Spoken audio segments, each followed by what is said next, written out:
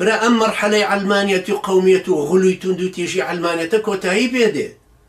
بەخوا قەسەم پارتی وێچێتی دە ئەوەندەی تریش محاربەی ئیسلام بکەن و دە ئەوەندەی تریش بە پارە خەڵک هەڵخەڵەتێنن 25 ساڵی تر بڕناکەن. ئێوە سەیری مستەفا کەمالکەن و سەیری مەشروعی کەمالیزم کەن. 44 دانە ساڵ بانگ نەدرا بە عەرەبی. نەتیجەکەی چی لێ هاتەوە؟ ڕەزاشا بەس لە شیرازە 18 ملیۆن 18 چیلۆ نینۆکی هەڵکێشراویان هێنایە دەرە لە سندوقێکا کە سافاک تەعزیبی خەڵکەکەیدا بوو نینۆکی هەڵکێشرا بوون. 18 چیلۆ نینۆکی وشک بووەوە. جابزانم چەند نینۆکەکە لە چەند کەس دەرهێنراوە ئەمە. دوایەوەش بینیمان چۆن عەلمانیەت ڕووخا و ڕەزاشا خۆی نەیزانی حەمای ڕەزاشا نەیزانی چۆن فریاکەوە ڕاکە.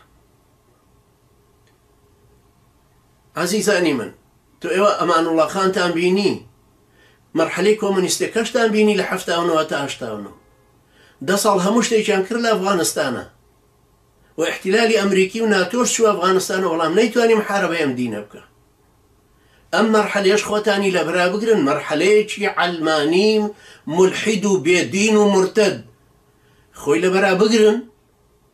ئەو ئەمریکانیشی تەنفیز مەکەن، دژیشی بوەستنەوە. بەڵام من پێم سەیرە مؤتەمەرێک گیراوە، کۆنفرانسێکە